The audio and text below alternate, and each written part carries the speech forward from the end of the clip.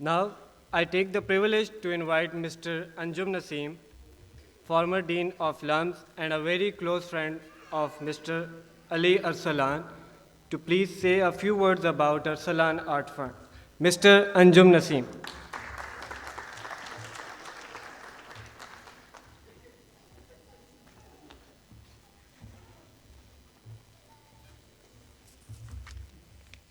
Assalamu alaikum. One of the collaborating partners of today's event is the Ercelawn Art Fund. The Art Fund is named after Ali Ercelawn, a patron of arts, a rights activist, a philanthropist, and by profession an educationist and an economist, who sadly passed away 2 years ago on 26 November 2021 at the age of 75. He was a close relation of Arjuman Faisal, who is the moving spirit of today's event. Arjuman asked me to say a few words about Ali Ercelawn because he was not only my colleague at Quaid-e-Azam University in Islamabad in the 70s and 80s, but also a lifelong friend. Ali Ercelawn completed his PhD degree in economics from Vanderbilt University in the US at the young age of 27 and returned to Pakistan to teach at the Islamabad University, later renamed Quaid-e-Azam University, which was the premier institution of higher education of the country at the time. The economics department of the university also held a stellar reputation, but around 1971, several leading professors from East Pakistan opted to leave for the new country, Bangladesh, and it was left to people like Professor Anjum Nasim and his younger colleagues like Ercelawn to steer the ship. When I joined the department in '74, Ercelawn had been there for a year or two.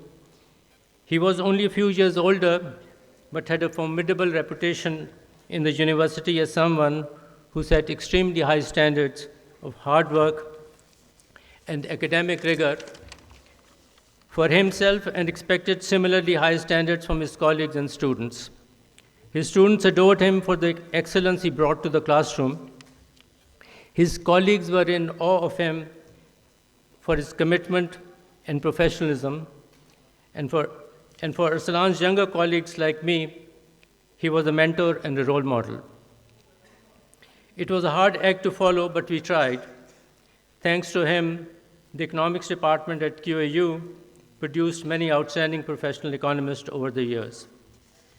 His students have held many important positions as economists and policymakers within Pakistan and in international organizations. Some of them are academics, some have been career economists at the World Bank and United Nations, some form the backbone of the think tanks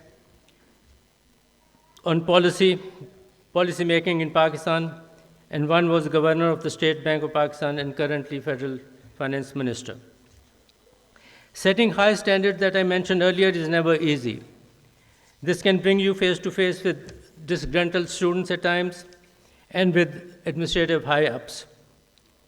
Ercelawn faced all this but never flinched.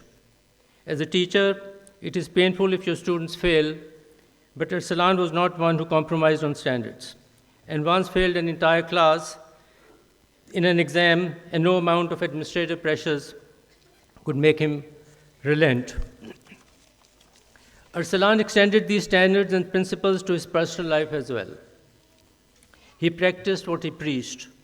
For example, he was an environmental activist, and this activism carried over to his home as well. He did not use air conditioners in his house, even in the hottest weather, because he rightly believed that these are environmentally unfriendly. Besides being an economist and an educationist, Ercelawn was a rights activist, an arts patron, a philanthropist, excuse me, and he was generous to a fault. The spectrum of his generous financial assistance spread in areas of education, nutrition, family support, and art. However, he himself lived a very simple life. If he had to travel from his hometown Karachi to visit Lahore or Islamabad, he would usually take a train or a bus but his financial support to others could run into lakhs and millions. To give an example, just a few months before he passed away, he wrote out a check of rupees 50 lakhs as a first installment for a doctor who was running a hospital for the underprivileged. This is for a doctor that he had never met before. But while he gave away generously, he never allowed his name to be mentioned in any of his benevolent donations. In fact, he ensured that it was not done.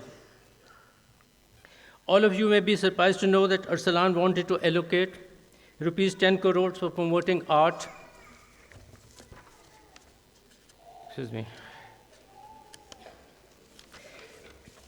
Art and artists in Pakistan, especially female artists. He desired to give this sum to Gallery 6 for carrying out the relevant projects and activities. While the taxation and other regulatory hurdles were being sorted out to receive this donation by Gallery 6, very unfortunately, Ercelawn passed away from post-operative complications following the surgery. It is indeed heartening for us, his friends and admirers, to see that Gallery 6 has established an art fund in his name and has been carrying out meaningful art activities supported by this fund. I also attended the closing ceremony of the first art mentoring program at Studio RM, and it was heartwarming to see the way it was appreciated by the participating artists. While we remember Ercelawn, it is not to mourn his passing, but to celebrate his many contributions and the way he helped change lives. It is so good to see that he is being remembered and celebrated by the art community.